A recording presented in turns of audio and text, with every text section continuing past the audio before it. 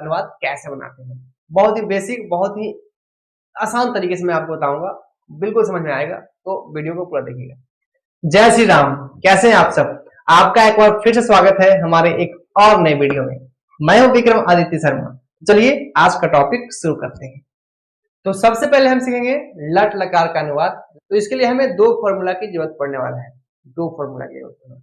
कौन कौन सा? पहला है सर्वनाम सूत्र और दूसरा है लट लकार। सर्वनाम सूत्र क्या होता है?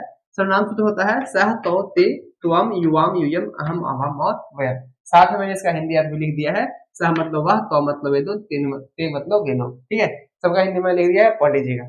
और पिछले वीडियो में भी बताया था मैंने ये सर्वनाम सूत्र, तो याद कर लीजिएगा, बहुत इंपॉर्टेंट है। साथ में मैंने लट लगाने का सूत्र लिखा है तीता अंति सीता था आमी आवाह आमा। एकदम जीभ पे याद होना चाहिए, तभी बनाने में मजा आएगा। और इन्हीं दोनों फॉर्मूला को मैंने फेविकोल से चिपका दिया है, यानी कि मर्ज कर दिया है, और ये मैंने यहाँ पे लिखा है। इसका नाम दिया है मैंने अनुवाद सूत्र। अनुवाद सूत्र। तो ये अनुवाद सूत्र बनाना बहुत ही सिंपल है, कोई मैथमेटिक्स दिमाग नहीं लगाना है।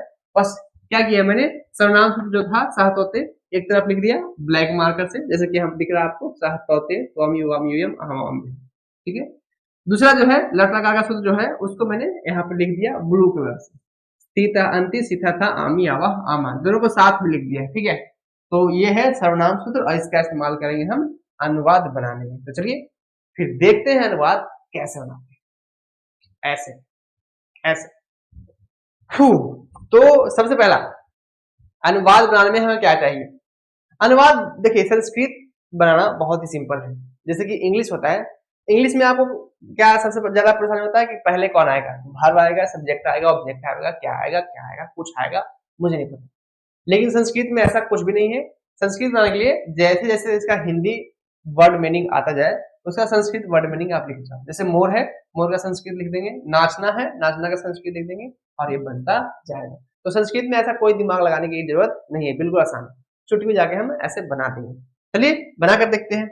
तो सबसे पहला अनुवाद है हमारा मोर नाचता है। कौन नाचता है? मोर नाचता है। कौन नाचता है? मोर नाचता है।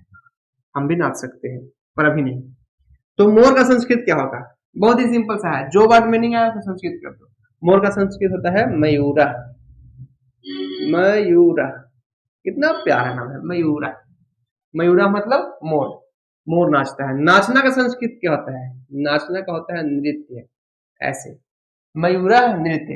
अभी ये बना नहीं है, अभी हम फॉर्मूला का इस्तेमाल नहीं किए हैं, अभी हम करें फॉर्मूला का इस्तेमाल। तो मयूरा मतलब मोर, नृत्य मतलब नाचना।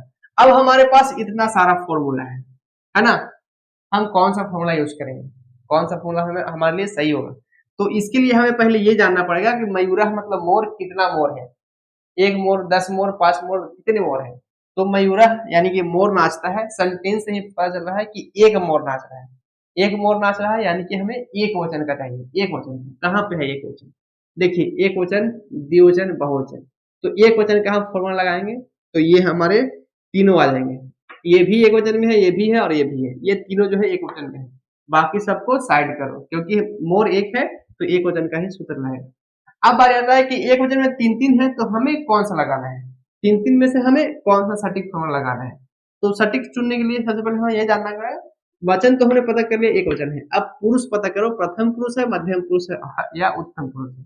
तो पुरुष कैसे पता करेंगे? परिभाषा से। प्रथम पुरुष वो होता है जो अदर वर्ड होता है, मतलब ऑब्जेक्ट कह सकते हैं, जिसके बारे में कहा जाता है।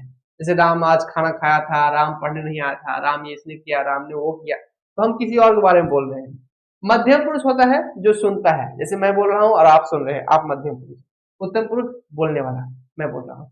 तो अब देखना है कि मोर क्या कर रहा है, मोर सुन रहा है या बोल रहा है या इसके बारे में कोई और बात कर रहा है, ये कोई और पुरुष है। ठीक है, अन्य पुरुष कहते हैं इसको, प्रथम पुरुष को भी अन्य पुरुष। तो ना मोर तो बोल नहीं रहा है, यानी कि उत्तम पुरुष नहीं होगा। मोर सुन रहा है, मोर सुन भी नहीं रहा है, यानी कि ये मध्यम पुरुष भी नहीं होगा। मोर प्रथम पुरुष होगा, क्योंकि हम किसी के बारे में बात कर रहे हैं। किसके बारे में बात कर रहे हैं? मोर के बारे में बात कर रहे हैं, तो ये प्रथम पुरुष में है। तो अब हमें पता चल गया कि मोर जो है एक वचन का है, क्योंकि एक संख्या है, एक मोर है, और प्रथम पुरुष का है क्योंकि हम इसके बारे में बात कर रहे हैं। तो इसमें कौन सा सूत्र लगा हुआ है? देखो ती, ती है ना, तो हम यहाँ ती लगाएंगे। ये जो सह है, वो सह का मतलब होता है वह। क्या होता है? सह का मतलब होता है वह। तो अगर ऐसा होता ना कि वह नाचता है, तो हम सह लगाते हैं। लेकिन यहाँ पे मोर नाचता है, तो सह की जगह पे हो जाएगा मोर, और सूत्र लगाएंगे हम ती, तो बन जाएगा कैसे लिखे, नृत्यति। मैं ब्लैक मार्कर से लिखता हूं ऐसे, मयूरः नृत्यति मतलब मोर नाचना है। कैसे किया मैंने आपको बहुत डिटेल से समझाया है। सबसे पहले ये पता किया मैंने कि मोर कौन सा वचन है, तो हमें पता चला एक वचन है। फिर मैंने पता किया कि मोर कौन सा पुरुष है, तो पता चला कि प्रथम पुरुष है। प्रथम पुरुष का सूत्र होता है ती, तो इसलिए मैंने लगा दिया ती, बन गया मयूरः नृत्यति। और इसको मैंने ब्लैक मार्कर से लिखा है ताकि आपको साफ साफ पता चले। हाँ, कितना मेहनत का बात है नहीं। चलो आगे बढ़ते हैं। दूसरा है घोड़े दौड़ते हैं, घोड़े दौड़ते हैं। अब पता करना है घोड़ा, घोड़ा का संस्कृत क्या होता है, तो घोड़ा का संस्कृत होता है अश्व, ऐसे, अश्व मतलब घोड़ा। लेकिन यहाँ एक घोड़ा नहीं, बहुत सारा घोड़ा है। घोड़े दौड़ते हैं मतलब बहुत सारा घोड़ा, तो बहुत सारा घोड़ा का संस्कृत होता है अश्व, ऐसे। क्यों होता है, कैसे होता है, इसको हम आगे पढ़ेंगे। अभी आप जान लीजिए कि बहुत सारे घोड़े का मीनिंग होता है अश्व, मतलब बहुत सारे घोड़े दौड़ते हैं। अब दौड़ना का संस्कृत क्या होता है, दौड़ना का संस्कृत होता है धाव, धाव मतलब दौड़ना। अब बारी आता है कि हम सूत्र कौन सा इस्तेमाल करें, क्योंकि सूत्र लगाएंगे तभी तो ये पूरा होगा, अभी ये कंप्लीट नहीं है। अब बारी आता है सूत्र। तो सबसे पहले हमें ये पता करना है घोड़ा जो है वो कौन सा वचन है। बताइए भाई साहब कौन सा वचन है, एक घोड़ा है, दो घोड़ा है, ढेर सारा घोड़ा है, बहुत सारा घोड़ा है, ठीक है, इतना सारा घोड़ा है, ओ सॉरी इतना सारा घोड़ा है। तो इतने सारे घोड़े के लिए हमें कौन सा वचन इस्तेमाल करना चाहिए, एक वचन, द्विवचन या बहुवचन। बहुवचन, क्योंकि बहुत सारा घोड़ा है, ठीक है। तो ये तो है, पता चल गया कि बहुवचन। अब बहुवचन में तीन सूत्र हैं, अंति भी है, था भी है और आमह भी है। अब कौन सा सूत्र इस्तेमाल करेंगे, तो देखिए जैसा था मयूरः मतलब मोर, उसी प्रकार से है घोड़ा। मोर के बारे में बात कर रहे थे तो ये प्रथम पुरुष में हुआ था, ये मैंने यहां से लिया था, प्रथम पुरुष यहाँ भी लिखा हुआ है, प्रथम पुरुष यहाँ भी लिखा हुआ है, कोई दिक्कत नहीं, दोनों सेम ही फॉर्मूला है, मैंने इसी से बनाया है इसको, तो यहाँ भी ले सकते हैं। तो प्रथम पुरुष में हम मयूरा रखे थे मतलब मोर को, तो जैसे मोर के बारे में बात कर रहे हैं उसी प्रकार से हम घोड़ा के बारे में भी बात कर रहे हैं, तो घोड़ा भी प्रथम पुरुष में ही आएगा। तो बहुवचन प्रथम पुरुष दोनों को मिलाओ, कहाँ पर जाके मिलता है, यहाँ पे जाके मिला, ये सूत्र बना है। तो हम कौन सा सूत्र लगाएंगे, अंति सूत्र लगाएंगे। तो हम ऐसे लगाते हैं धाव के लास्ट में अंति, वो भी ब्लैक मार्कर से, तो बन जाएगा धावंती। अश्वः धावंती मतलब बहुत सारे घोड़े दौड़ते हैं। इस प्रकार से अनुवाद बनाना आसान होता है। तो आपको समझ में आ गया होगा कि मैंने कैसे किया। बहुत ही ज्यादा दिमाग नहीं लगाना है, बस दो चीज आपको याद रखना है, पहला कि कौन सा वचन है, कौन सा वचन है, एक वचन, द्विवचन या बहुवचन, और दूसरा कौन सा पुरुष है, प्रथम पुरुष, मध्यम पुरुष या उत्तम पुरुष। संस्कृत ग्रामर पे मैंने ऑलरेडी काफी वीडियो बना चुका है, चाहे वो संधि हो, समास हो, उपसर्ग हो, पुरुष हो, वचन हो, लकार हो, अनुवाद हो, चाहे जो टॉपिक है, संस्कृत के हर एक टॉपिक पे मैंने डिटेल्स वीडियो बनाया है। तो आप एक बार मेरा प्लेलिस्ट जरूर चेक कीजिएगा, लिंक डिस्क्रिप्शन बॉक्स में दिया हुआ है, देख लीजिएगा। बाद में जब इस वीडियो को देख लीजिएगा उसके बाद देखिएगा तो आपको अच्छे से समझ में आएगा। चलिए आगे बढ़ते हैं। हमारा नेक्स्ट क्या है, अनुवाद है वह जाता है। देखिए ये आपको और आसान लगेगा, वह जाता है। तो सबसे पहले हम ढूंढेंगे वह का मीनिंग क्या होता है। देखिए कहीं दिख रहा है आपको वह का मीनिंग, वह जाता है, वह का मीनिंग क्या होता है, वह का मीनिंग मैंने यहाँ पे लिखा है वह, देखिए है ना, वह संस्कृत है सह, सह मतलब वह, तो हम लिखेंगे यहाँ पे सह, ऐसे, सह यानी कि वह जाता है। तो जाना का संस्कृत होता है गच्छ, क्या होता है, गच्छ होता है, ऐसे। अब बारी आता है सूत्र का, सूत्र कौन सा है, तो इसको बनाना बहुत ही आसान है, क्योंकि देखिए इस अनुवाद सूत्र में आइए, और अनुवाद सूत्र में आपको ढूंढना है कि सह कहाँ पे लिखा है। देखिए सह यहाँ पे लिखा हुआ है, मिल गया ना, सह यहाँ पे लिखा हुआ है, और सह के बगल में कौन सा सूत्र है, तो बगल में सूत्र है ती, तो हम सिंपल सा लास्ट में लगा देंगे ती और बन जाएगा गच्छति। सह गच्छति मतलब वह जाता है, इसमें ज्यादा दिमाग लगाने की जरूरत नहीं पड़ा, क्योंकि ये सब कुछ जो है साफ साफ लिखा हुआ है। सह हमें मिल गया, सह के बगल में ती फॉर्मूला लिखा हुआ था, मैंने यहाँ पे ती लगा दिया, बन गया सह गच्छति। नेक्स्ट है कि तुम दोनों खेलते हो, तुम दोनों खेलते हो। तो सबसे पहले तुम दोनों का संस्कृत होगा, तुम दोनों का संस्कृत हमें यहाँ मिलेगा। त्वम मतलब तुम, युवाम मतलब तुम दोनों, ये वाला तुम दोनों का संस्कृत है युवाम, तो हम लिखेंगे युवाम, ऐसे। देखिए यहाँ युवाम के ऊपर बिंदु दिया हुआ है, वो हलंत में है, तो हम ऐसे लिखते हैं युवाम, और नहीं तो हमें मन करे तो हम हलंत माँ भी दे सकते हैं, कोई दिक्कत नहीं। तो युवाम लिख दिया मैंने, दोनों तुम दोनों हो गया, युवाम खेलते हैं, खेलना का संस्कृत है क्रीड, क्रीड मतलब खेलना। अब बारी है सूत्र का, सूत्र कौन सा इस्तेमाल करेंगे, तो देखिए आप क्रीड के सॉरी युवाम जो है वो कहाँ है, इसमें ढूंढ लो आप युवाम कहाँ पे लिखा हुआ है, और नहीं तो आपको बहुत ही सिंपल सा तरीका बताते हैं। युवाम हमने कहाँ ढूंढा था, देखिए युवाम यहाँ पे मिला था ना हमें, युवाम। अब आप ये ढूंढिए कि युवाम कौन सा वचन है और कौन सा पुरुष है। देखिए द्विवचन मध्यम पुरुष, इसी के नीचे आया था युवाम, द्विवचन के नीचे मध्यम पुरुष के सामने, तो सेम यही चीज हम इसमें ढूंढेंगे, द्विवचन के नीचे मध्यम पुरुष के सामने हमारा युवाम यहाँ पे मिल गया, ठीक है, ये है हमारा युवाम।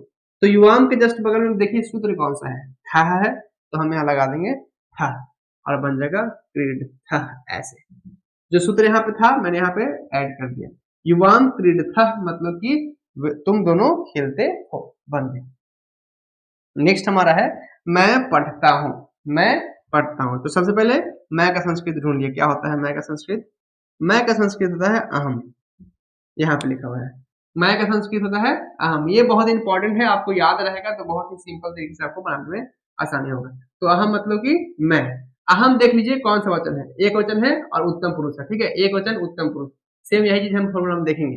लेकिन पहले हम ढूंढते हैं पढ़ता हूँ, यानी कि पढ़ना का मीनिंग। तो पढ़ना का संस्कृत होता है पठ, बहुत ही सिंपल है, पढ़ना का संस्कृत होता है पठ, मैंने पठ लिख दिया, ठीक है। अब ढूंढते हैं कौन सा रूल लगाए इसके नीचे, इसके बाद में, तो अहम जो है उसके बाद में हम कौन सा सूत्र लगाएंगे, यहाँ देखेंगे एक वचन उत्तम पुरुष, सेम यही चीज हम यहाँ ढूंढेंगे, एक वचन उत्तम पुरुष, अहम मिल गया और अहम के साथ कौन सा सूत्र लगेगा वो भी मिल गया, अहम के साथ लगेगा आमी, तो हम यहाँ लगाते हैं आमी, बन जाएगा पठामी, पठ और आमी, पठ सॉरी पठ और आमी, पठ आमी पठ आमी पठ आमी पठामी, पठामी, तो पठामी ऐसे, अहम पठामी यानी कि मैं पढ़ता हूँ, मैं पढ़ता हूँ, ठीक है। तो ये बनकर तैयार है, कुछ और लेते हैं सेंटेंस। अगर आप यहाँ तक पहुंच गए हैं मतलब आपको वीडियो अच्छा लग रहा है, अगर वीडियो अच्छा लग रहा है तो लाइक कर दीजिए और चैनल को सब्सक्राइब कर लीजिए, और हाँ अपने दोस्तों के साथ भी शेयर कर दीजिए। राम हंसता है, राम हंसता है, तो सबसे पहले हम ढूंढेंगे राम का संस्कृत क्या होता है, तो राम का संस्कृत होगा राम। किसी भी लड़के का नाम संस्कृत में करना है, लास्ट में विसर्ग लगा दीजिए, संस्कृत हो जाएगा, तो राम का संस्कृत हो गया राम। हंसता है, हंसना का संस्कृत होता है हंस, हंस, बस हंस मतलब हंसना, सिंपल है, कुछ नहीं करना है, हंस मतलब हंसना, राम हंस। ये भी सेंटेंस पूरा नहीं है, पूरा करना है, तो पूरा करने के लिए हमें चाहिए इसका सूत्र, कौन सा सूत्र इस्तेमाल करेंगे, तो देखिए फिर से हमारे पास वही सवाल है कि ये कौन सा वचन कौन सा पुरुष है। तो सबसे पहले राम एक लड़का है यानी कि एक वचन होगा, ठीक है, एक वचन होगा, तो हम एक वचन पर टिक कर देते, ठीक है, एक वचन पे। अब बारी आता है राम कौन सा पुरुष है, ठीक है, तो ऐसे राम जो है सर्वोत्तम पुरुष है, कहते हैं ना कि सर्वोत्तम पुरुष राम, ऐसे कुछ कहते हैं, हाँ भगवान के नाम। तो लेकिन हमें संस्कृत ग्रामर के अनुसार पढ़ना है कि हमें कौन सा पुरुष पता करना है, प्रथम पुरुष मध्यम पुरुष और उत्तम पुरुष। तो उत्तम पुरुष बोलने वाला राम बोल नहीं रहा है, मध्यम पुरुष सुनने वाला राम सुन भी नहीं रहा है, प्रथम पुरुष जिसके बारे में कहा जाए, राम के बारे में कहा जा रहा है कि राम हंसता है, तो ये प्रथम पुरुष में आएगा। तो प्रथम पुरुष पता चल गया, एक वचन पता चल गया, सूत्र कौन सा है ती, तो हम लगा देंगे लास्ट में ती, बन जाएगा हस और ती, हस्ती, ऐसे। आप ये मत समझिएगा कि कभी हम यहाँ से सूत्र उठा लेते हैं, कभी यहाँ से सूत्र उठा लेते हैं, तो मैंने आपको पहले बताया कि इसी सूत्र से मैंने इसको बनाया है, इन दोनों को जोड़ करके, ठीक है, सूत्र यही है, कोई दिक्कत नहीं है, अलग नहीं है, बस यही सूत्र है, मैंने बस इन दोनों को मर्ज कर दिया है ताकि आपको पकड़ने में समझने में आसानी हो। तो हम यहाँ से भी सूत्र ले तो कोई दिक्कत नहीं है, सेम ही सूत्र है, ठीक है, यहाँ भी तीता अंति लिखा है, यहाँ भी तीता अंति लिखा है, ब्लू मार्कर वाला, कोई दिक्कत नहीं। आगे बढ़ते हैं, हम लोग देखते हैं, तो हम लोग का संस्कृत क्या होगा, हम लोग का संस्कृत कहाँ कहाँ इसमें, हम लोग का संस्कृत देखिए यहाँ पे लिखा है हम लोग, वयम मतलब हम लोग, तो लिखेंगे हम वयम, हम लोग, वयम यानी कि हम लोग, ठीक है। देखते हैं, तो देखना का संस्कृत होता है पश्य, ऐसे, पश्य मतलब देखना।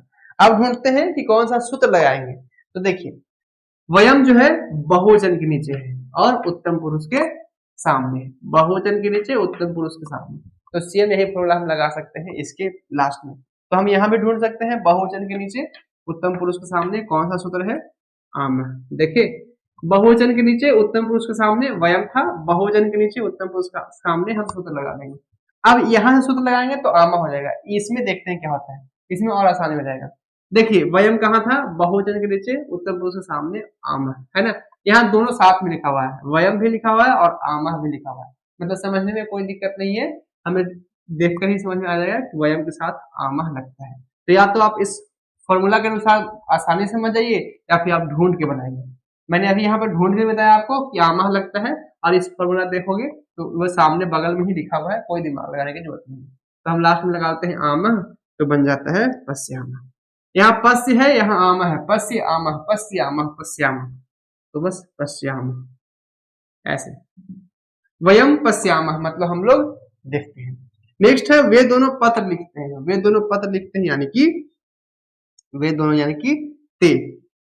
तो वे दोनों का संस्कृत देखिए आप लिखा हुआ है वे, तो मतलब कि वे दोनों, तो मतलब वे दोनों, तो मैं लिखता हूँ यहाँ पे तो यानी कि वे दोनों।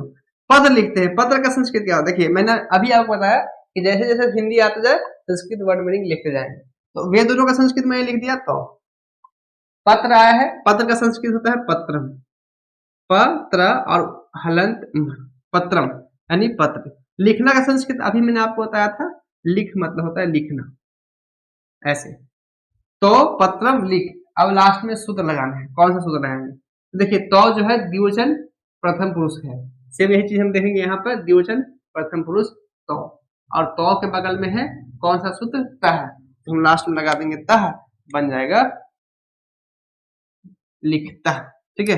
तो पत्रम लिखता यानी कि वे दोनों पत्र लिखते हैं। नेक्स्ट है तुम लोग कहाँ जाते हो, तुम लोग यानी कि तुम लोग का संस्कृत क्या होता है, तुम लोग का संस्कृत यहाँ मिलेगा तुम लोग, यूयम मतलब तुम लोग, ये वाला सूत्र लगाएंगे, यूयम मतलब तुम लोग। तो लिखता हूं मैं यहाँ पे यूयम, यूयम यानी कि तुम लोग। कहाँ का संस्कृत होता है कुत्र, तो लिखेंगे कुत्र, यूयम कुत्र। जाते हो, जाना का संस्कृत होता है गच्छ। अब बारी आता है सूत्र का, लास्ट में हम सूत्र कौन सा लगाएं, तो सेम यही है, यूयम जो है बहुवचन और मध्यम पुरुष होता है, सेम यही चीज देखो, मध्यम पुरुष बहुवचन, यहाँ पे यूयम लिखा हुआ है, ये वाला सूत्र लगा देंगे। लास्ट में कौन सा सूत्र है, था, तो हम लिखते हैं था, और बन जाता है गच्छत, यूयम कुत्र गच्छत। लास्ट में भाट यानी कि प्रश्न सूचक, यूयम कुत्र गच्छत, कहाँ जाते हो, तुम लोग कहाँ जाते हैं। सीता और गीता पढ़ती है, सीता और गीता पढ़ती है, इसको कैसे बताएंगे, सीता का संस्कृत होता है सीता। देखिए लड़की का नाम अगर संस्कृत में लिखना है तो कुछ नहीं करना, संस्कृत में ही होता है, ठीक है। लड़की का नाम जो है हिंदी संस्कृत दोनों में होता है, यानी कि लड़की का नाम जो है संस्कृत करने के लिए कुछ करना नहीं पड़ता है, वो खुद से संस्कृत होता है। तो सीता का संस्कृत हो गया सीता, और गीता का संस्कृत हो गया गीता, कुछ नहीं करना है, संस्कृत ऑलरेडी है। अब और का मीनिंग जो है हम बीच में नहीं लगाते हैं, और का संस्कृत जो है चा होता है, लेकिन संस्कृत जो है बीच में नहीं लगाएंगे, लास्ट में लगाएंगे, संस्कृत का नहीं है। तो सीता और गीता यानी कि सीता गीता चा, सीता गीता चा यानी कि सीता और गीता पढ़ती है। तो पढ़ना का संस्कृत होता है पठ, ऐसे पठ मैंने लिख दिया। अब बात करते हैं कि सीता गीता कितनी लड़की हो गई, दो लड़की हो गई ना, सीता और गीता दो लड़की, तो हमें द्विवचन का सूत्र लगाना पड़ेगा। तो देखिए द्विवचन का सूत्र कहां से लगाएंगे, मैंने आपको पहले ही बताया था कि ये जो है सीता और गीता कौन सा पुरुष में आएगा, प्रथम पुरुष में आएगा, क्योंकि सीता गीता के बारे में कह रहे हैं। अब बात करते हैं वचन कौन सा आएगा, तो वचन आएगा द्विवचन, क्योंकि दो लड़की है, तो सूत्र कौन सा है, तह है ना, तह, प्रथम पुरुष द्विवचन, द्विवचन क्योंकि दो लड़की है, प्रथम पुरुष इसलिए क्योंकि हम सीता गीता के बारे में कह रहे हैं। तो प्रथम पुरुष द्विवचन में सूत्र होता है तह, तो हम लास्ट में लगा देंगे तह, ऐसे बन जाएगा सीता गीता चा पढ़ता है, मतलब सीता और गीता पढ़ती है, ये बनकर तैयार है। तो ऐसे बनाते हैं लट लकार का अनुवाद संस्कृत में। तो ये वीडियो आपको कैसा लगा आप मुझे कमेंट बॉक्स में जरूर लिखिएगा, और अपने दोस्तों के साथ शेयर जरूर कीजिएगा। अगर वीडियो पसंद आया तो लाइक कर दीजिए, चैनल को सब्सक्राइब कर लीजिए और बेल आइकन ऑल पर सेट कर लीजिए, ताकि आगे आने वाला वीडियो सबसे पहले आपको मिले। तो फिर मिलते हैं ऐसे एक नए वीडियो में एक नए टॉपिक के साथ, तब तक के लिए देखते रहिए, सीखते रहिए। बाय बाय, जय हिंद।